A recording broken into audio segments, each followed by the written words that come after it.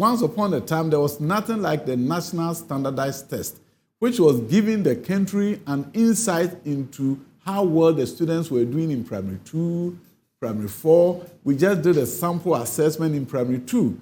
And that showed that we're not doing. In 2015, only 2% of primary 2 students in Ghana could read. 2015. What are we saying? 2%. Yeah, this is the model junior high school. We'll come to that. Let's get this primary 2, primary 6. Yes. We'll come to that in a minute, yeah. In 2015. So when I hear people talking about, especially my colleagues from the NDC, talking about we have destroyed the education system, 2015, Dr. 2%. Park says that all the time.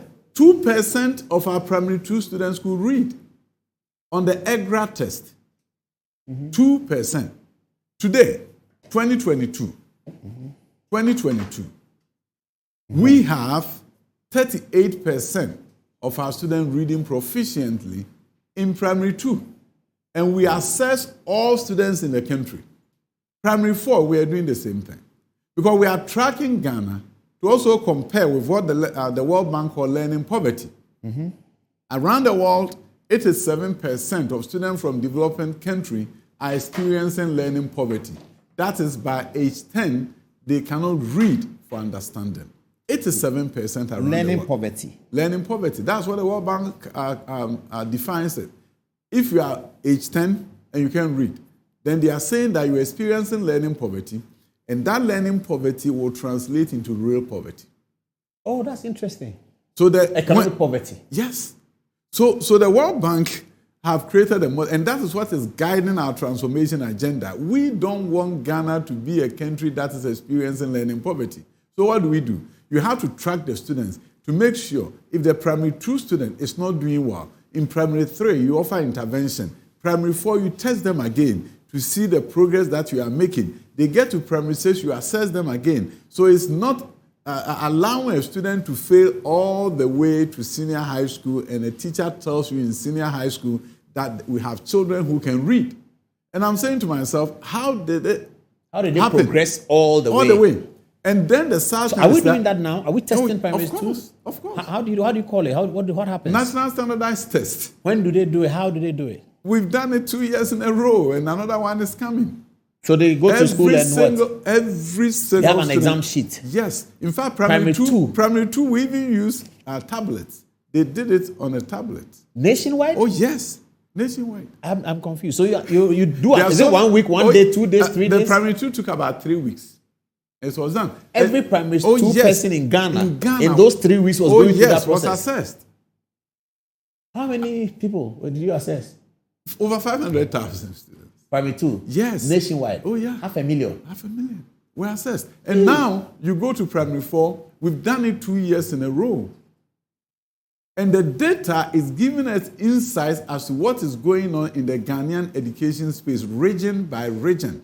You see, there are times when you sit here and they ask you the best region in terms of performance, you say that it is central region, right? But National Standard Test taught us some simple, interesting lessons. The high-performing school the first year in the primary 4 exam was, the high-performing region was Ahafu. Oh, Ahafu region? Oh, yes, followed by Abono. In what? Literacy, numeracy? Literacy, numeracy. Primary 4? Ahafu, yes. Consistent. Nationwide? Yes. And then is it because the schools are fewer?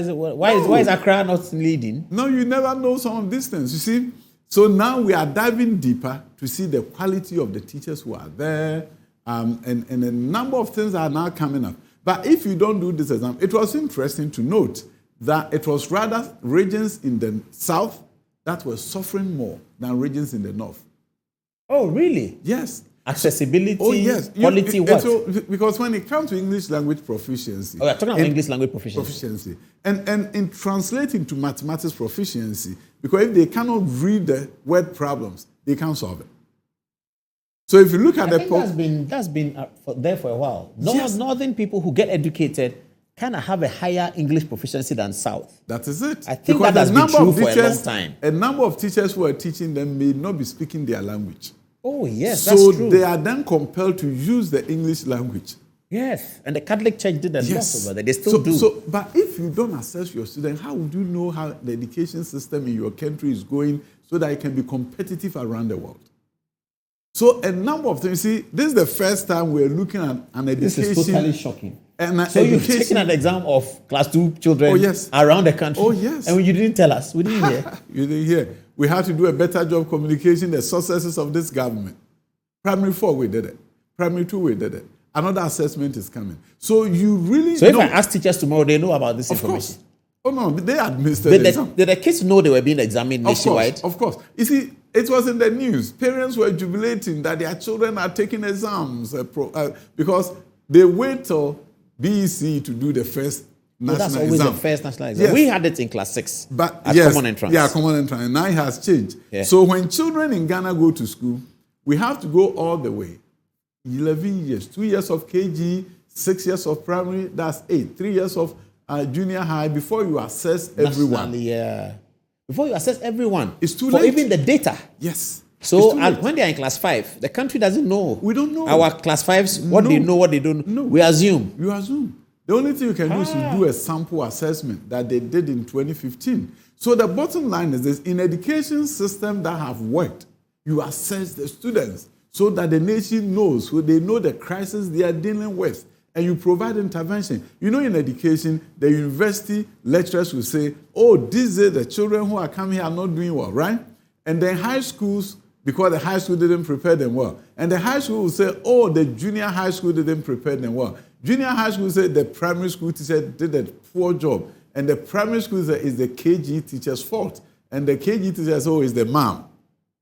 The kid doesn't come to school. So we do the blame game. But in this education environment led by Nana Danko Kufuor, the blame game is ending. Because if the child is not doing well in primary 2, we are providing intervention in primary 3.